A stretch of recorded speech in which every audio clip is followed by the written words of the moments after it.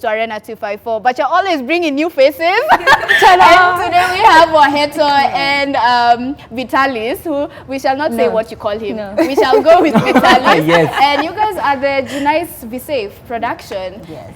I was telling you guys, so I was telling them, the last time that Nice came here, we had such a great time. You had an amazing play. I hope you guys went to watch, because I kept telling you when the date was, what the tickets, how much the tickets were. And today you're bringing a new production, I hope. Yeah. So Nice Twambie. New look, new vibe. I know, new play. 24. Yes, by this studio looks so cool. I feel like so new, tulikuwa na new albums, now it's a new play, everything is new. It's all new, yeah. So tell us, what's new about you and your production? Well, this production is called The Morning After. Like I told you before, I primarily work with Kenyan playwrights. So it's written by yet another Kenyan playwright. It's called Paul Njoka, who relocated to the Cayman Islands. I know, who does that? Yeah. Who relocates to the islands? Like, what is our life? Yeah. So he relocated, but we did the play back in 2004 at the Phoenix Theatre. And so, because I keep all my scripts, everything that I've ever done is somewhere in a shelf. So going through them, I came across The Morning After, and then I spoke to him and asked him if we could put it up, and he was okay with it. All right. Yeah, but then I'm using the same cast from Roll the Dice, because like, I These just are can't your let them go. I feel like these are your babies. They are. Waheto, Vitalis, please introduce yourselves to Arenians and tell us, what are you playing in the new play? Okay. So my name is Lucy Rose Waheto, but people just know me as Waheto, but sawa.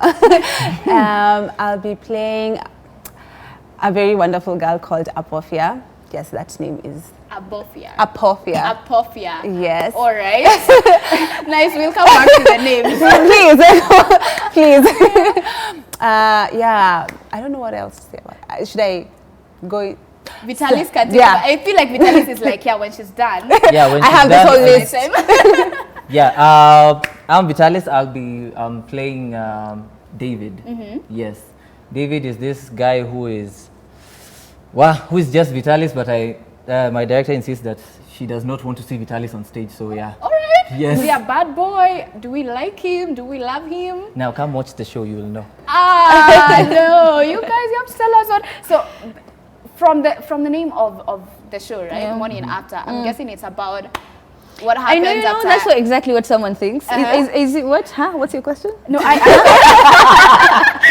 want to know what? It could be the morning after pill. It's it could not. be the morning after a club scene. It could be, after Liverpool and Arsenal play, the morning after, to say it's gonna go wild. It's definitely not the pill, but it's the morning after everything has gone bad. The play is set in the play is about a group of friends where something tragic happened and they lost one of their friends, but then they've been keeping it a secret from the sister. It's a bit complicated. And then one of the guys is being haunted by a ghost for his girlfriend, his ex-wife's ghost, exactly.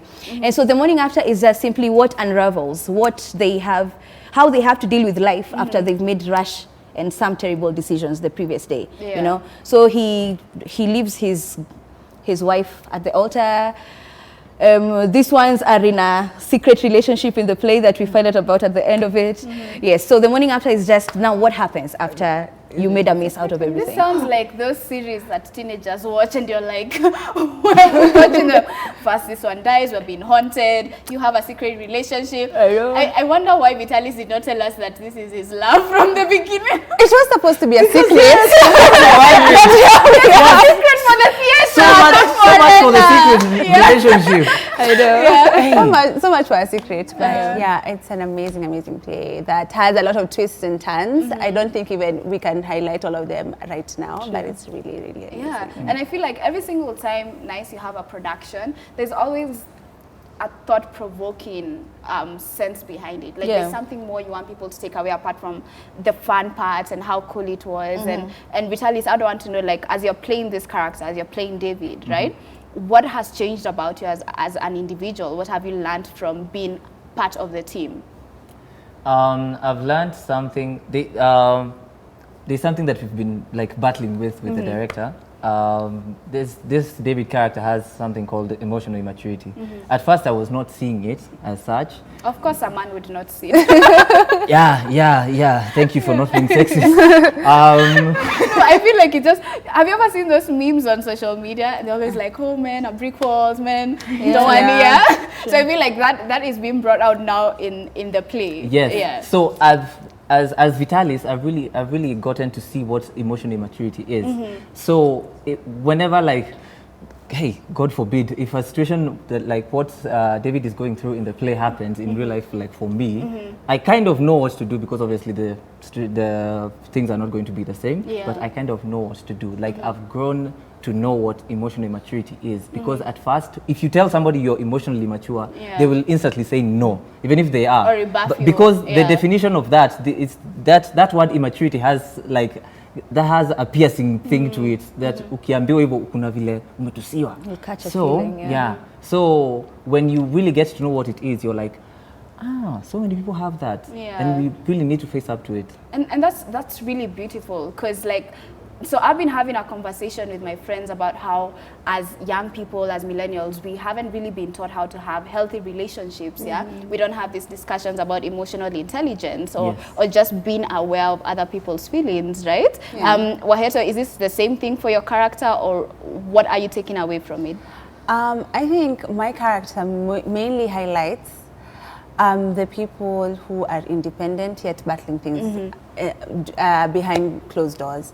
So it's basically showing that, to me, it shows me that you can look like you have it all together, but actually you don't, and it's okay to be like that, and it's fine, and you'll get through it at the end of the day. So it's I think they play mainly for for now, the two of us now that I have found out that is thinking. It's mainly about emotional, I think people are taking out emotional things out of it, because from every character, there's such a deep emotional aspect that they bring forth in the play. Nice. And nice. I feel like as a director, you always have your own twist. Well, you're like, they see that, but this is what I want you guys. No, actually, I agree with that. It's just this play, I picked it first because of, we live, like you said, I like all my plays, as much as they're fun, they're going to mess with your head, one way or the other, right? And I am not for come, let's sit down and and then walk away and say, watch the play. I'd like people to go on social media and have an argument, to go discuss, go home and tell your brother or your boyfriend or whatever, like, wait, have you ever thought of this and that? And that's the thing with The Morning After, especially because it talks about friends and their cliques. And it's something that is such, it's such a problem. Not a problem, like ni baggage, it's a baggage we are all carrying in Nairobi especially. I don't know why. Peer mentality. You know, exactly, we have such a peer mentality. We do things because we want to be seen a certain way. We agree to things because we don't want to make someone mad. And that's the dimension with these friendships.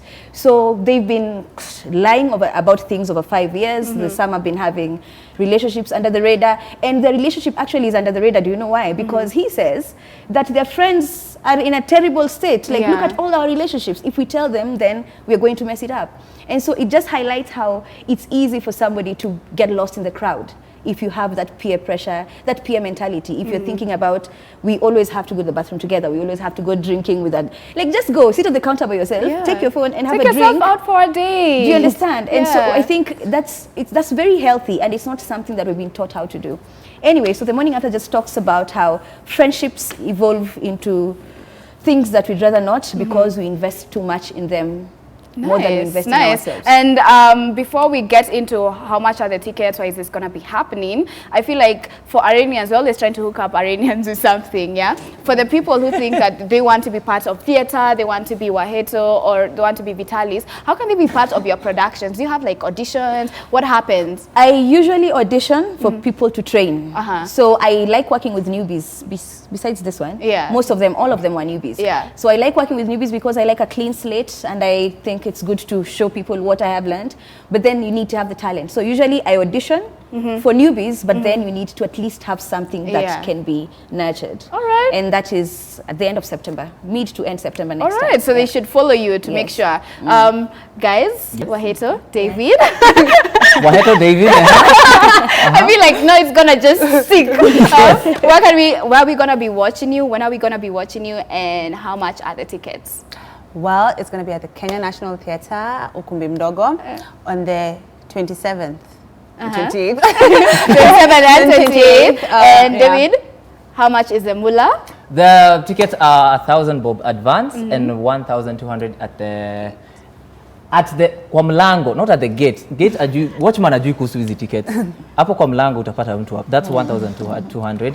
There's an artist night on the 26th of this month, August, Monday. That's artist night. That's 500 bob. All right, awesome. And of course, we have to follow you guys on social media so that we can keep up on what's happening. Sure. Let's start from Vitalis. I'm only on Facebook.